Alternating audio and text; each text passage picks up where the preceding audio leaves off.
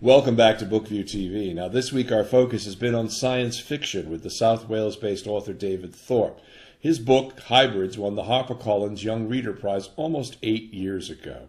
And in this book, there's a very long segment and reference to something called the Gene Police. Now, David, watching the headlines recently about the pursuit of the hacker Edward Snowden, who as of the taping of this was still holed up in the transit area of Moscow's Sheremetyevo airport, I couldn't help but think he was being chased by the Gene Police. Talk about them as a plot device and a symbol, a broader symbol of Big Brother in our times. To give them their full name, they're called the Biological Security Agency, and they have been created by the Home Office in the UK as a way of trying to deal with everybody's fears about this virus which is on the loose, which has no known cause and no known cure.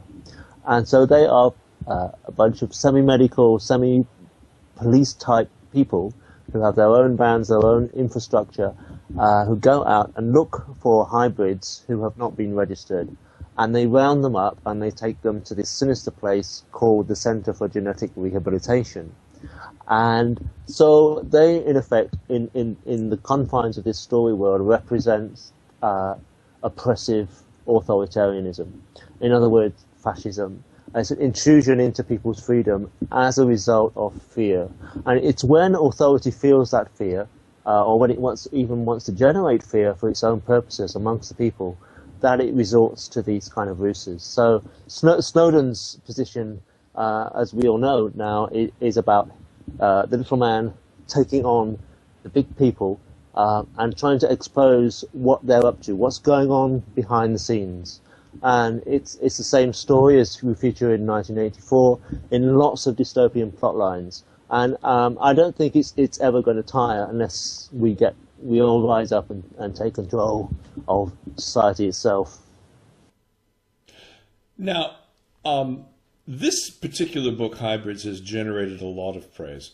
An Orange Prize-winning author Helen Dunmore wrote, "Like all good fiction, it makes the reader see the world in a different light," and the Times of London was quite effusive in its praise, calling it a stunningly clever novel. That's pretty good for a first effort, David. Talk about the launch of this and the whirlwind that you were caught up in. It was launched by HarperCollins. I must say that the actual launch was less than what was promised for me. And ironically, I think that was, now I attribute that to me being a bit too honest about what was going on in my life. People have often said, why haven't the other two books in the series been published yet? And I've come to the conclusion that it's because I made the mistake of telling my editor just prior to the publication launch that I thought I might be going to have an operation on my neck, which was connected to my disability. And I think what happened then was they must have cancelled a lot of things they were going to do around the launch, interviews, a tour, that kind of thing. And so what happened at the launch was fairly much for me of an anticlimax. The book had some push. It was one of those Waterstones, two for the price of two offers, and so on. So it got some publicity, it got some push on it. But considering the amount of good press that it got, as you say, it got some fantastic rave reviews. They didn't push it sufficiently, in my opinion. So they had the option to produce the next two books in the series, and they've turned it down. And ever since then, I've had letters from fans saying, when's the next book going to come out? What's going to happen next? And I've just only been able to tell them, write to HarperCollins, try to persuade them to put the book out. And are there plans on your part for taking these to the next step? Well, HarperCollins have said that they will publish the other two books if and when a film or a TV series happens. And they have a very good guy who's been pushing to sell options on the TV series. And they have been sold once already to an Irish company, but they held on to the option. They paid for it for 2 whole years and then said, I'm sorry, we are too busy already with the work we've got to make it. So the rights are available again. They've just reverted. What I now have is a director who's willing to make a film, and we also are talking to some people in Hollywood about it as well. So I'm hopeful that this is going to happen. I think it'll make a fantastic film. It'll make or TV series, and as I say, if that happens, then HarperCollins wants to publish the book, but with stills from the film or TV series on the cover of the book. Now, writing for television or the big screen is a vastly different exercise than actually preparing a book.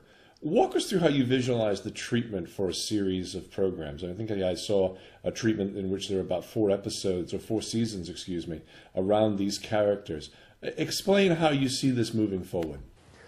Well, when you're writing a script, of course, the challenge is to get across what's going on inside the characters' heads, which you can actually write about in the novel. So in the novel, there's a lot of internal monologue from both of the main characters. I should say that the chapters alternate between Kastrella's point of view and Johnny's point of view, and we get a lot about their perspective on the action.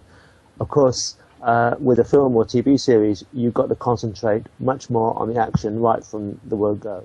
So the script starts with a big bang. It starts with Johnny being chased by some vigilantes, and then at the end of an alley, he also finds himself confronted by the Gene Police. And then at the last minute, just before he's about to be squashed in the middle of that, Kastrella zooms up in an SUV and rescues him and whips him away. So that immediately establishes a lot of things in a very short space of time within the story world, and it establishes the main characters.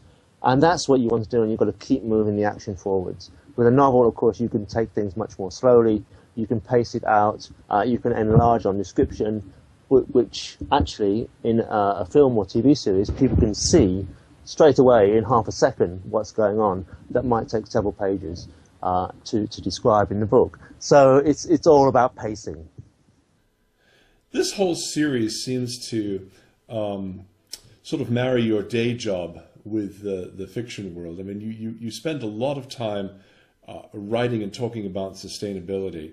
And, you know, if I look up and you see videos of people literally walking into pools of water because their heads are buried in their smartphone screens, or quite literally we have a huge rise in the number of pedestrians that are wounded or killed by cars because their heads are buried somewhere else.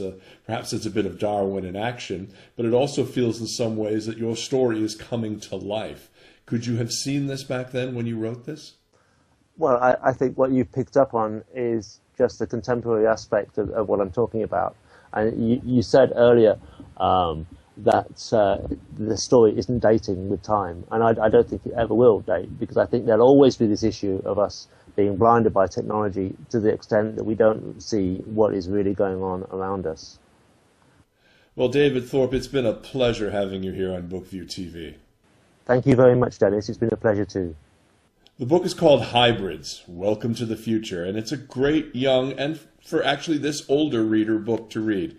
Your kids are going to love this as you head out on your summer term break. It's great summer reading for them and for you. It was published by HarperCollins, and it's available on Amazon.co.uk, Amazon.com, and as a Kindle edition. Our guest this week has been David Thorpe. David is a full-time writer, novelist, nonfiction author.